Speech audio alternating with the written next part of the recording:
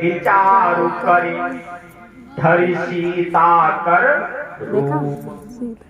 बार बार विचार किया सती जी ने कैसे परीक्षा लें। तो शंकर जी ने कह दिया था ये सीता का हरण हो गया है, खोज करने जा रहे हैं। तो सती जी ने सीता का ही रूप बना लिया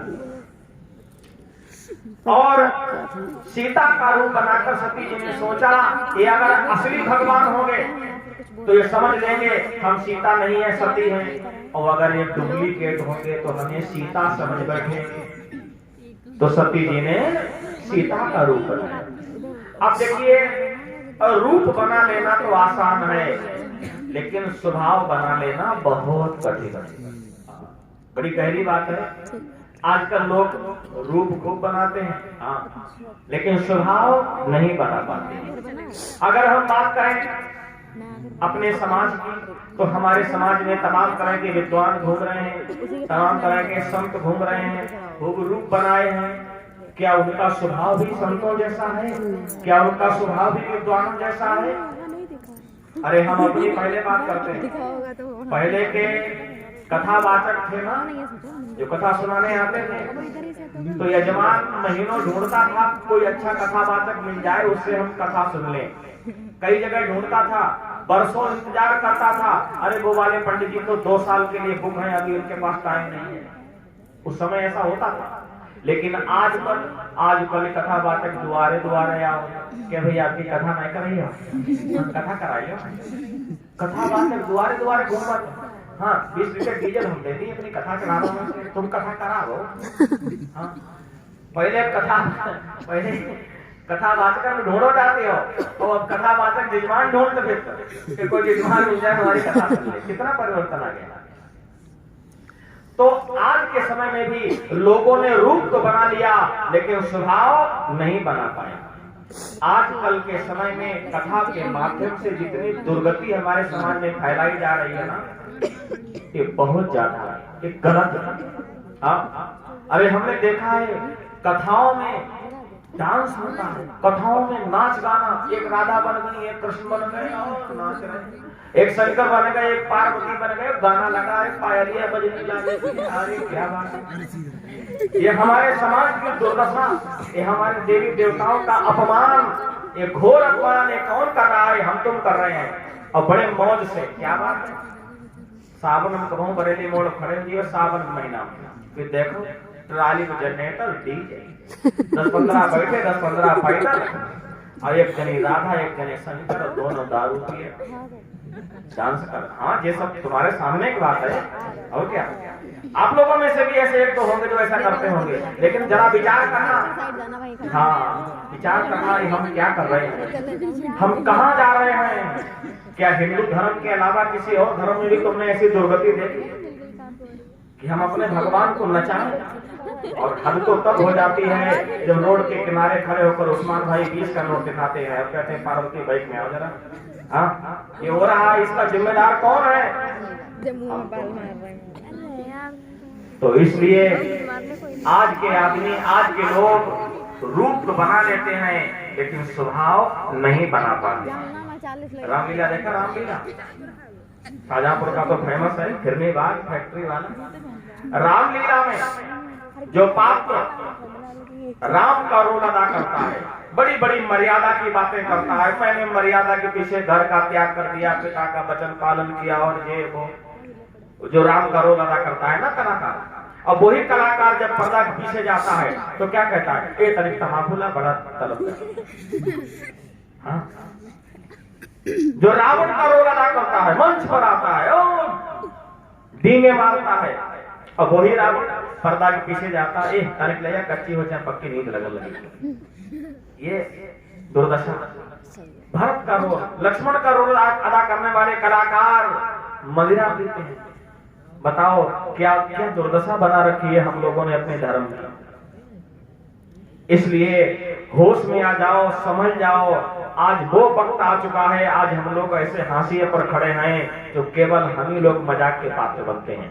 हर धर्म का आदमी हमारे धर्म की मजाक बनाता है, कारण इसके सब लोग हम ही लोग हैं, उत्तरदायी हम ही लोग हैं। हम अपने हाथों से अपने धर्म की मजाक बनाते हैं। द्रौपदी शंकर जी को फोटो बनाओ, हम वह खरीद के लाओ जिसमें शंकर जी बने हुए।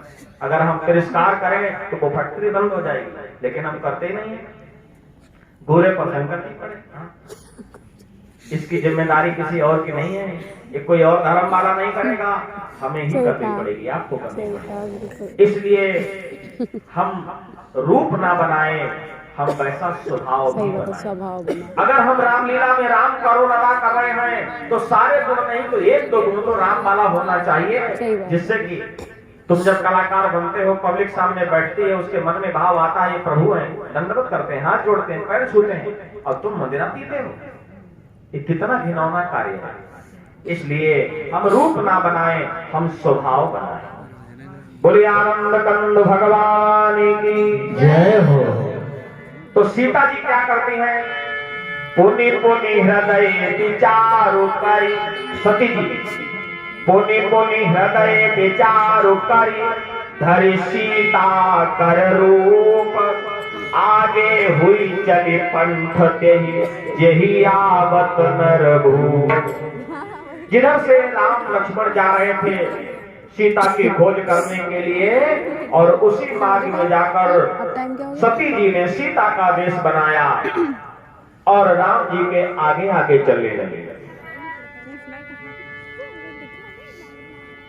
जैसे ही राम जी ने मां सती को देखा, राम जी ने दंडवत प्रणाम किया और कहा कि कहो बहोरी कहाँ वृष के तू, अब इतने अकेले फिरोगे हेतु, बहोरी कहाँ वृष के तू, इतने अकेले फिरोगे हेतु, कहो बहोरी कहाँ वृष के तू, इतने अकेले फिरोगे हेतु, इतने अकेले फिरोगे हेतु, इतने अकेले फिरोगे हेतु। प्रभु श्री राम जी ने जैसे ही मां सती को देखा, राम जी आकर मां सती के चरणों में गिर गए और कहने लगे, मैया भोले बाबा कहाँ हैं? अरे अकेली जंगल में तुम यहाँ क्या कर रही हो? आप प्रेम से उन्हें प्रणाम किया, आप लजा जाएंगी। वचनामृत सुसाजे हैं, और क्यों सिवे यहाँ क्या करती हो? कैलाशी कहाँ विराजे, क्यों सिवे यहाँ क्या करती हो? कैलाशी कहाँ विराजे हैं।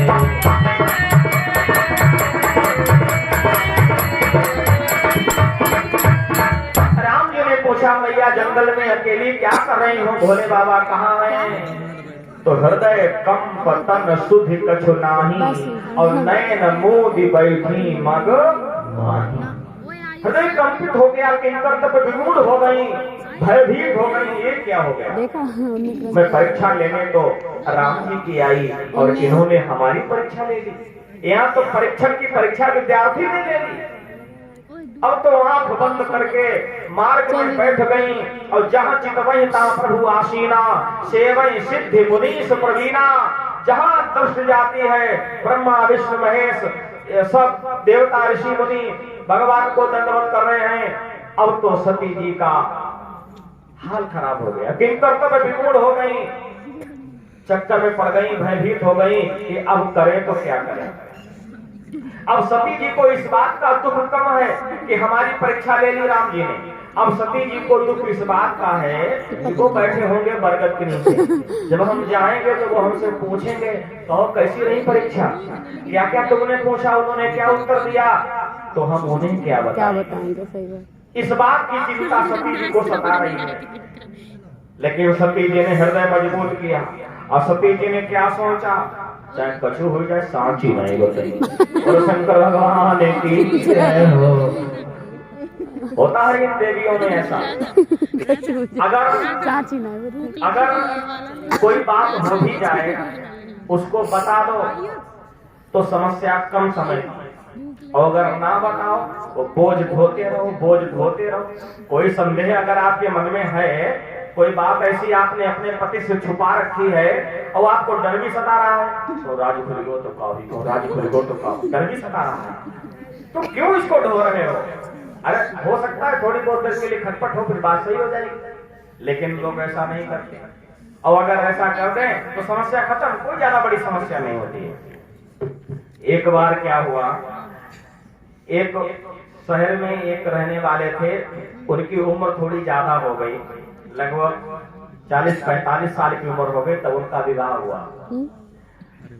तो जितनी इनकी उम्र थी इतनी उनकी पत्नी की उम्र थी, तो ज्यादा उम्र पर जब विवाह हुआ तो दोनों लोगों में बड़ा प्रेम, विवाह को धीरे धीरे 1 साल हो गया, 2 साल हो गए, 4 साल हो गए, और पति देव एक बात पत्नी से छुपाए, पत्नी को नहीं बताई, और एक बात पत्नी ने भी पति से छुपाई, उन्होंने पति को नहीं बताई। अब दोनों लोग संदेह में जी रहे, तो राज खुली गो तो कावरी, और राज खुली गो तो कावरी, दोनों संदेह। अब पति भी नहीं बतावे, पत्नी भी नहीं बतावे, धीरे धीरे ब्याह के 4 साल हो गए। पति ने सोची ऐसे कैसे काम चली, अगर कोई बात खुल गई तो कहीं अच्छा इतने दिन तो हमसे छुपाई, तो और कलेश घर में, क्योंकि पहले बता दो तो कम कलेश, और देर में बताओ तो ज्यादा कलेश। पति ने सोची अब भी नहीं बताए तो लोग हिम्मत करेंगे। अब पति ने अपनी बात कहने की भूमिका बनाई। पति ने एक दिन आए शाम को अपनी पत्नी से कहा कि हमारी तुम्हारी शादी 4 साल हो गए, हाँ बताओ, चलो ऐसा करो हर को घूम आओ मैं, तो चलो कहाँ चलिए, कहो ना चलो हरिद्वार गंगे नहाने आए। अब पति पत्नी दोनों लोग गंगा नहाने, खूब तीर्थ यात्रा करी, हरिद्वार ऋषिकेश खूब घूमे, हाँ जेठ बैसाख का महीना, और खूब घूम घाम के एक धर्मशाला में आके रुके। अब पति भूमिका बना रहा है अपनी बात कहने की, सोचा जब पत्नी का मूड खूब ठीक हो तब कहें, नहीं तो फिर कलेश होगा।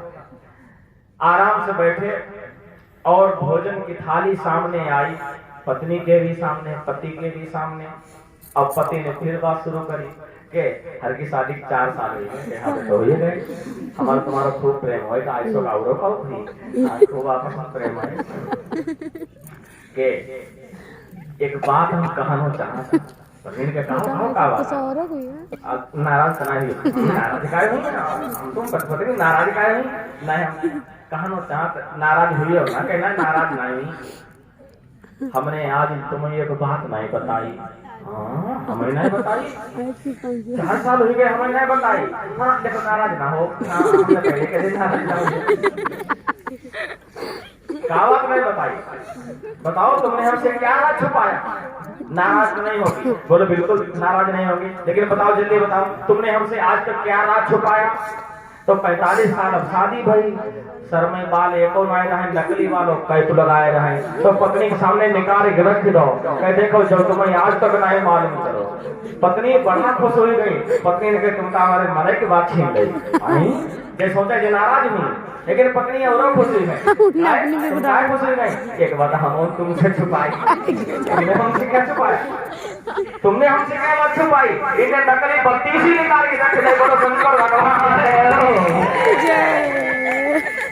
समस्या खत्म, दोनों में एक ही थरिया खाए दो, अब 4 साल में 2 ही रहे समस्या। तो संदेह को जितनी जल्दी दूर कर दो उतनी जल्दी समस्या खत्म, धोने से क्या फायदा। आज सती जी ने कहा मैं भोले बाबा पूछे चाहे फिर तो बताई कतई नहीं, परीक्षा हुई। सती जी पहुंची तो गई सभी तब महेश पई, हंसी पूछी कुशलात, लीन परीक्षा कवन विधि, कहो सत्य सब बात। शंकर जी ने सती जी से पूछा देवी परीक्षा ले आई, हाँ परीक्षा ले आए, क्या क्या परीक्षा ली, सच सच बताना झूठ मत बताना, क्या क्या तुमने पूछा। सती जी ने कहा नहीं नहीं हमने कोई परीक्षा नहीं, कोई परीक्षा नहीं ली। हाँ तो तुमने क्या किया, जैसे कल आपने प्रणाम किया था वैसे मैंने प्रणाम कर लिया। हाँ प्रणाम कर लिया, कल तो मैं तुमसे कहते कहते थक गया और आपने प्रणाम नहीं किया, अब आज विनय का प्रणाम कर आए। हाँ आज विनय का प्रणाम कर आए, तो फिर कल क्यों नहीं किया। अरे हमने सोचा आज हम नजदीक जाके प्रणाम कर लें, कल आपने दूर से प्रणाम किया। कछु न परीक्षा लीन गुसाई और कीन प्रणाम तुम्हारी नाई। कछुन परीक्षा लीन गुसाई कीन प्रणाम तुम्हारी नाई। तब शंकर के क्यों धरी ध्याना और सती जो कीन मरम सब जाना। सती जो कीन मरम सब जाना। सती जो कीन मरम सब जाना।